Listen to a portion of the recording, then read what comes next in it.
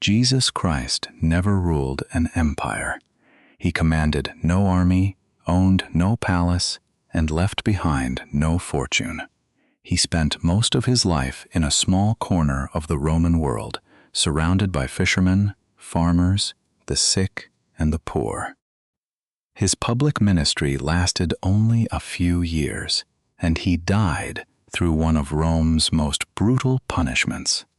By every measure of power, his story should have ended there. But more than 2,000 years later, his name is known across the planet. So, how did a man with so little earthly power become one of history's most influential figures? Jesus was not born in a palace or into a powerful family. According to the Gospels, his mother was Mary, and Joseph was the man who raised him. His birth was connected with Bethlehem, a small town carrying deep meaning in Jewish tradition. The stories describe shepherds, visitors, and signs surrounding the child. Everything about the setting seemed humble. Yet, from the beginning, the promise attached to this child was anything but small. After the stories of his birth, the life of Jesus becomes strangely quiet. The Gospels tell us very little about his childhood, and almost nothing about most of his young adult years. One rare story places him in Jerusalem at about 12 years old, speaking with religious teachers in the temple and surprising them with his understanding. Then the record falls silent again. Years pass with few details about his daily life in Nazareth. No great crowds, no public miracles, no famous teachings. Then, around the age of 30, Jesus suddenly steps back into the story, and everything begins to change. Before Jesus began teaching, another voice was already drawing crowds. John the Baptist lived simply and preached near the Jordan River, calling people to repent and change their lives. He baptized those who wanted a new beginning and warned that someone greater was coming after him. Then one day, Jesus arrived at the river. What happened there would mark the beginning of his public journey and the end of the quiet years. Jesus stepped into the Jordan River and was baptized by John. According to the Gospels, as he came out of the water, the heavens opened, the Spirit descended like a dove, and a voice declared him beloved. It was a powerful beginning, but not an easy one. Instead of moving straight into crowds and success, Jesus went into the wilderness for 40 days, where he fasted and faced temptation. Only after that struggle did he return to Galilee and begin preaching. The hidden years were over. From this moment on, his life would move quickly toward attention, conflict, and a destiny he could no longer avoid. Back in Galilee, Jesus began calling people to join him. His first followers were not kings, scholars, or powerful officials. They were ordinary fishermen like Simon Peter, Andrew, James, and John. Jesus gave them a simple invitation: "Follow me." And they did. They left their nets, boats, and familiar lives behind. It was a small moment, but from that choice, a circle of followers began to form, and his message started to spread. Jesus did not teach only through rules or long explanations. He often used simple stories called parables, stories about seeds, farmers, lost sheep, families, money, and ordinary life. Behind those familiar images were deeper ideas about God, forgiveness, mercy, and the kingdom of heaven. A tiny seed could become something far greater. A lost sheep could show the value of one forgotten person. These stories were easy to remember, but not always easy to understand. And that was part of their power. Jesus was not simply giving people answers. He was making them stop, think, and see familiar life in a completely different way. Jesus spoke again and again about love, forgiveness, mercy, and caring for people others ignored. But his message also challenged the way some religious leaders understood law, authority, and the Sabbath. He taught that compassion mattered more than empty rule following. Ordinary people were drawn to him, but powerful figures grew uneasy. The more his message spread, the clearer the danger became. Jesus was no longer just teaching. He was challenging the way people thought about power. As Jesus traveled through Galilee, stories about extraordinary events began to spread. The Gospels describe him healing the sick, giving sight to the blind, helping people walk again, calming storms, and driving out evil spirits. Each story brought more attention. People came from nearby towns, carrying the sick, and hoping to see something they could not explain. Some believed these miracles showed that God was working through him. Others watched with suspicion. But one thing was clear: Jesus was becoming impossible to ignore. The larger the crowds became, the more his fame grew, and with that fame came greater pressure, greater questions, and greater danger.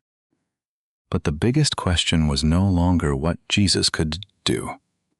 It was who people believed he was. Some saw a teacher. Others saw a prophet or healer. Some believed he might be the promised Messiah. Others saw someone whose growing influence could disturb the established order. The miracles had attracted attention, but now a deeper question was dividing the people. Who was Jesus really? And as more people tried to answer that question, the conflict surrounding him became harder to avoid. By now, Jesus could hardly enter a town without attracting attention. Crowds gathered to hear him teach, witness healings, and decide for themselves who he really was. His influence was growing, but so was the tension around him. The more people followed Jesus, the more closely powerful leaders watched his every move. Popularity was bringing him closer to danger, not safety. Before we continue, tell me in the comments, if you had lived at that time, would you have followed Jesus, watched from a distance, or remained skeptical? Because soon, Jesus would make a decision that changed everything. He would turn toward Jerusalem. Jesus now began moving toward Jerusalem, and the tone of the journey changed. In Galilee, crowds had followed him with excitement. Jerusalem was different. It was the center of religious and political power, where questions about Jesus had become more serious. He knew the road ahead would bring confrontation, yet he continued forward. With every step toward the city, the crowds behind him mattered less, and the conflict he had faced from a distance was becoming impossible to escape. When Jesus entered Jerusalem, the city seemed to erupt around him. Crowds spread their cloaks on the road, waved branches, and shouted words of praise. To many, it looked like the arrival of a king. But Jesus did not enter with soldiers, weapons, or royal ceremony. He came humbly, riding on a donkey. For a moment, The road was filled with celebration, hope, and expectation. Yet beneath the excitement, tension was already rising. Religious leaders were watching, Roman power stood nearby, and Jesus was moving deeper into danger. The crowd welcomed him loudly, but within days, everything would change. Soon after entering Jerusalem, Jesus went to the temple and found people buying, selling, and exchanging money there. According to the Gospels, he overturned tables and drove merchants from the area, declaring that the temple should be a place of prayer. It was a bold public act in the heart of religious power. The tension that had been growing for months now became direct. From this moment, the conflict surrounding Jesus could no longer be ignored. The greatest threat to Jesus did not come from a stranger. It came from someone who had walked beside him. Judas Iscariot was one of the 12 disciples, a man who had heard the teachings, seen the crowds, and shared the journey. Yet according to the Gospels, Judas agreed to help the authorities arrest Jesus. The reason remains one of the darkest questions in the story, but the result was clear. The danger had now entered Jesus' inner circle. While Jerusalem prepared for Passover, Judas prepared to betray him. But before that betrayal came, Jesus would sit down with his disciples for one final meal. That evening, Jesus sat down with his closest disciples for a final meal. He broke bread, shared wine, and spoke in a way that suggested something terrible was coming. He warned that one of them would betray him and that Peter would deny knowing him 3 times. The disciples did not fully understand. To them, it was still a meal among friends. But before the night was over, nearly everything Jesus predicted would begin to happen. After the meal, Jesus went with his disciples to the Garden of Gethsemane. The crowds were gone. The celebrations were over. In the darkness, knowing danger was close, Jesus prayed. The Gospels describe him as deeply troubled and overwhelmed with sorrow. He asked whether the suffering ahead could pass from him, yet he ultimately accepted what was coming. Nearby, his closest followers struggled to stay awake. It was a striking contrast. The man who had healed others and spoken with confidence now faced fear, loneliness, and uncertainty. Then footsteps approached through the night. Judas was coming, and he was not alone. Then Judas arrived with armed men sent to arrest Jesus. According to the Gospels, he identified Jesus with a kiss. Within moments, the quiet garden became a scene of confusion. Jesus was taken away, his followers scattered, and the courage they had shown earlier began to disappear. Peter, who had promised loyalty, soon denied knowing him 3 times. In only a few hours, the movement that had seemed so powerful was suddenly collapsing around its leader. Jesus was first questioned by Jewish religious leaders, then brought before Pontius Pilate, the Roman governor. The accusations had changed. This was no longer only about religion. Jesus was now presented as a political threat, someone claiming a kind of kingship under Roman rule. Pilate questioned him, but the pressure around the case continued to grow. The crowd demanded crucifixion, one of Rome's most brutal forms of execution. In the end, Jesus was sentenced to death. The teacher who had once been surrounded by thousands was now being led away under guard, abandoned by many who had followed him. Jesus was taken outside Jerusalem and crucified. The Gospels describe him hanging on a cross until he died, while soldiers and witnesses stood nearby. Afterward, Joseph of Arimathea received permission to take his body and placed it in a tomb cut into rock. A large stone was rolled across the entrance. The crowds were gone. His disciples were scattered. The teacher was silent. By every ordinary measure, the story of Jesus appeared to be over. The next day, there were no crowds, no teachings, and no miracles. Jesus was dead. The tomb was closed, and his followers were left with fear and confusion.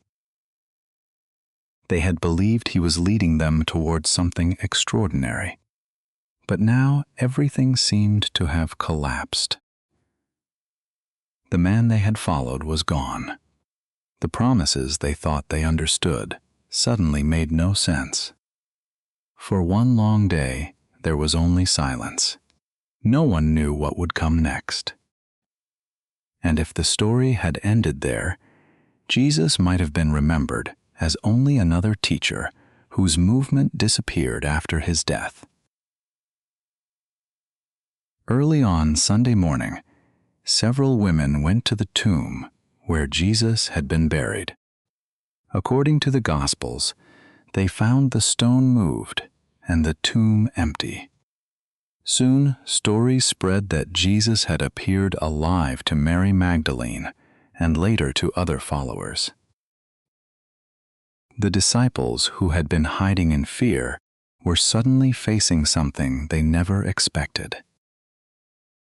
The story they thought had ended at the cross was beginning again in a way that would change everything. This changed everything for Jesus' followers. The men and women who had scattered in fear began speaking openly about him again, convinced that death had not been the end. His teachings were remembered, repeated, and carried far beyond Galilee and Jerusalem.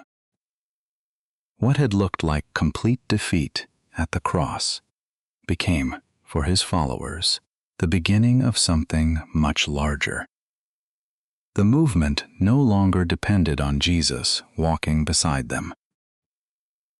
It now depended on what they believed had happened after his death.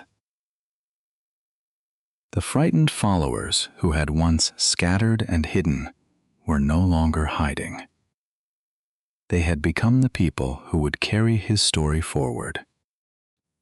From that small group of followers, the story of Jesus began moving far beyond Galilee and Jerusalem. His teachings were carried across cities, languages, and eventually continents. Communities formed around his message, and Christianity grew into one of the world's largest religions. More than 2,000 years later, Jesus remains one of history's most recognized figures. His life was short, his public ministry brief. But the influence that followed continued long after the people who first knew him were gone. Perhaps the greatest paradox of Jesus' story is this: his influence did not reach its peak when the crowds were largest, but after everything seemed to have been lost. He had no throne, no army, and no empire. He was arrested, condemned, and crucified. To the outside world, it looked like defeat. Yet his followers came to believe that the cross was not the end. And that belief transformed fear into conviction. The movement continued, spread, and survived long after the Roman Empire itself changed. What appeared to be the end of Jesus' story became the beginning of his greatest influence. Jesus' story leaves us with a strange question about power. What lasts longer? A throne, an army, or an idea people refuse to forget? Rome had armies, governors, and emperors. Jesus had none of them. Yet more than 2,000 years later, his words are still repeated around the world.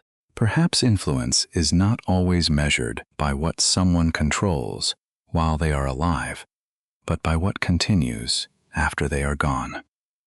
And here at Woven English, we believe the best way to learn English is through stories worth remembering. Before you go, tell me in the comments, which moment in Jesus' story stayed with you most? The quiet years in Nazareth, his final journey to Jerusalem, or the empty tomb after the crucifixion? I would love to hear your answer.